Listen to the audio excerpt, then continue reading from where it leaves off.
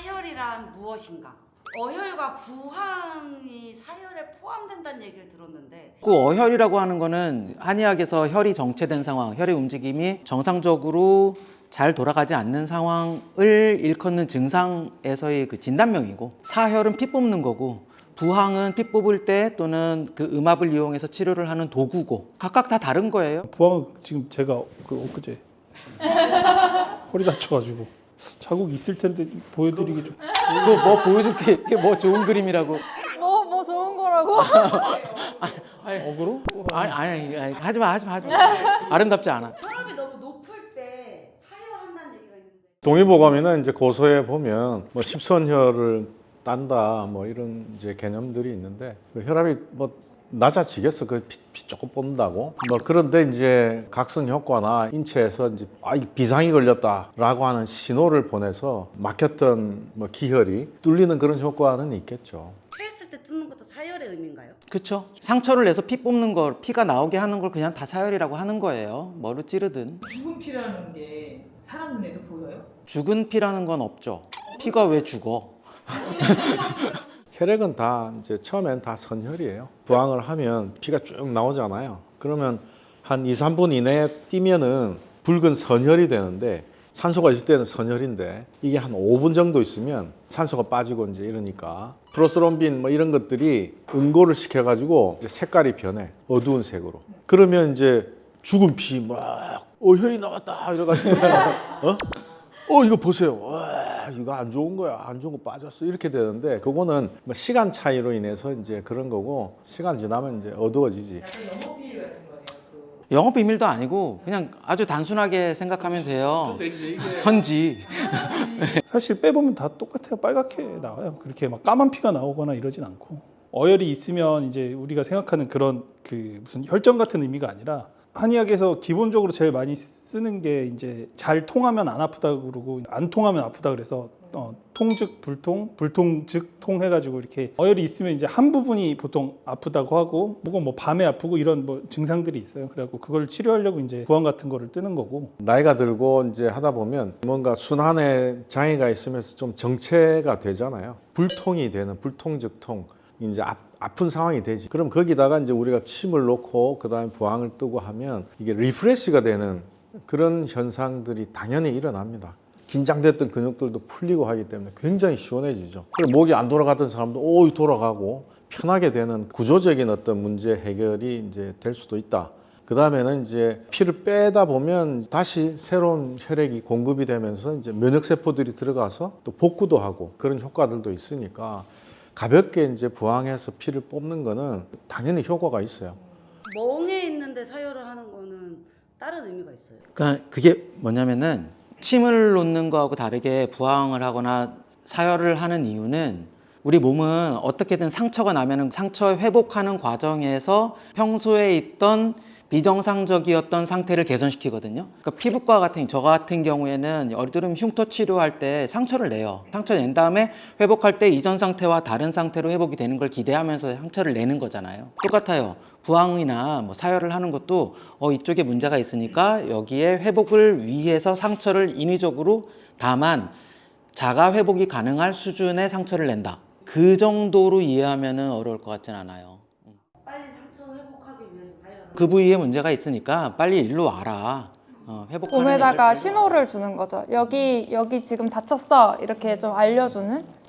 또 다 피 뽑는다고 좋은 건 아닌데, 뭉친 데나 뭐 이런 데는 이제 피 뽑는 게 이제 그 도움이 된다. 과학적일 수가 있다라고 하는 얘기를 이제 하고 싶고. 여기 올 때 택시 타고 왔는데 택시 기사님이 연세가 요새 많으시더라고요. 근데 정차 중에 갑자기 옆에서 책자를 꺼내서 보는데 책에 어혈 이렇게 써 있는 거예요. 그 보는 파트에. 그러니까 제가 궁금해서 이렇게 봤거든요. 근데 위에 심천사혈요법 이렇게 써 있더라고. 그게 이제 한의학은 아닌데 피를 막 많이 빼요. 저도 얼마나 빼는지 모르겠는데, 그래갖고 그 옛날에 누가 돌아가셨나 뭐 언제 안 좋았던 거 있었던 것 같은데. 사고가 있었구나. 너무 많이 빼는 건 당연히 아니, 위험하고, 얼마나 뺐길래. 전문가들의 도움을 받아 빼시는 게. 부항 많이 할 때 하면 안 될 사람이거나 주의할 점. 부항이 피를 뽑는 거는 습부항이라 그래가지고 습부항이 있고 건부항이라 그래서 그냥 부항이 있거든요. 집에서 건부항 뜨는 거는 뭐 크게 문제될 건 없을 것 같고 집에서 습부항은 확실히 안 좋은 것 같고 일회용 부항이 요새 되게 잘 나와 있어서 요새 한의원은 다 일회용 부항을 쓰니까 근데 집에서 하게 되면 예를 들어서 김 원장님 했던 거를 뭐 알코올로 소독한다고 하고 제가 쓸 수도 있고 그럼 이게 알게 모르게 감염이 되거나 이럴 수 있기 때문에 집에서는 습부항은 안 하시는 게 좋을 것 같고 저는 아버지를 부항을 뜨면서 이 길을 시작을 했기 때문에 건부항 정도는 뭐 집에서 하셔도 괜찮을 것 같아요. 건부항은. 이거 너무 허약한 경우에는 기가 좀 빠져나갈 수가 있잖아요. 몸에다가 더해주는 치료법이 있고 몸에서 조금 빼주고 소통해주는 치료법이 있는데 사열 같은 거 하는 거는 몸에서 빼주는 거란 말이에요. 근데 몸에 뭔가 충분한 전기가 있지 않은 굉장히 허약한 상태에서 그런 거를 하다 보면은 일시적으로 침만 맞아도 사실 쇼크가 가끔 와서 쓰러지시는 분들 계시잖아요. 근데 그런 것처럼 좀 주의를 해야겠죠? 내 몸 상태 봐가면서 해야죠. 그냥 막 하면 안 되고 특히 노인분들 심한 염증이 있을 때는 일단 하면 안 돼.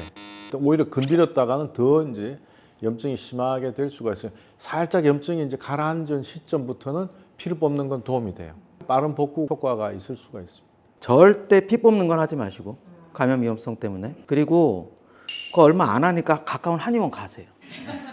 그러니까 피 뽑는 거는 하면 안 되지 않아요? 안 법적으로? 되죠. 그 의료행위인데 네. 법적으로 네. 집에서 건부항 하는 건 괜찮은데 습부항 하면 안 돼요. 뭐 누가 보는 사람 없는데 집에 CCTV 없는 거니까 가족끼리 뭐 굉장히 해주는 거. 위험해요. 굉장히. 근데 그렇게 하지 마시고 가까운 한의원 가시면은 그 의료보험도 잘 되니까 그건 뭐 얼마든지 편하게 받으실 수 있어요.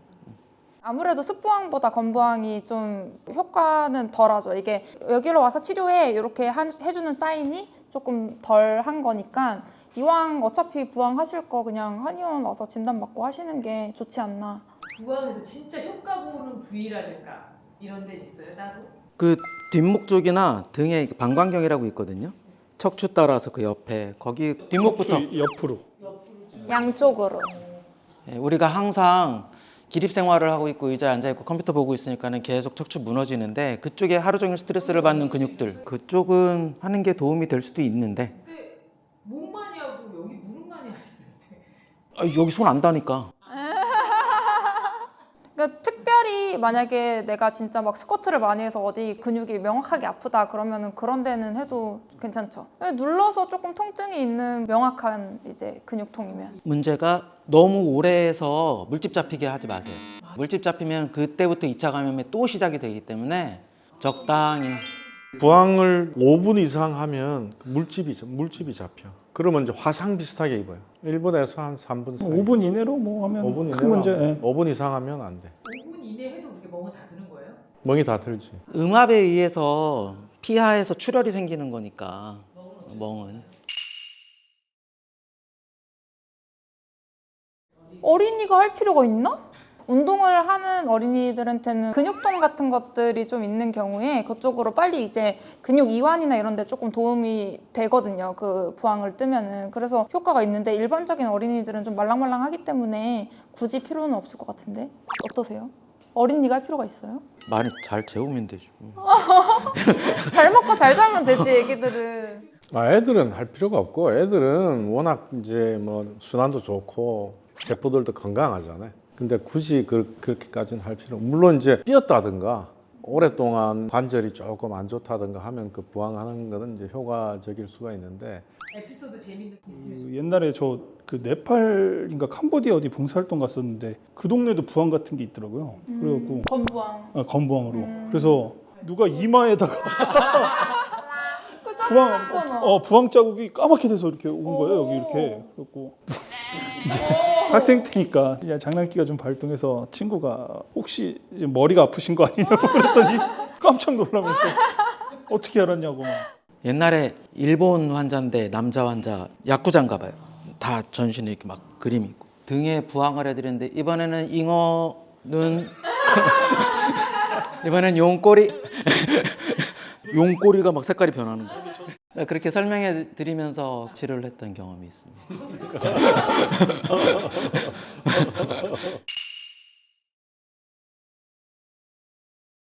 따뜻하게 하면은 그쪽에 이제 혈류량이 늘어나니까 더 이제 순환 같은 게 좀 잘 되죠. 다른 뭐 핫팩을 해주셔도 되고, 한의원 가면 핫팩 이렇게 얹어놓고선 근육 먼저 좀 이완시킨 다음에 침 놓고 치료하고 그렇게 하시거든요. 일반적인 한의원에선. 그 IR 기기, 그 빨간 그거는 조금 더 따뜻한 기운을 더 깊이 넣어줘요.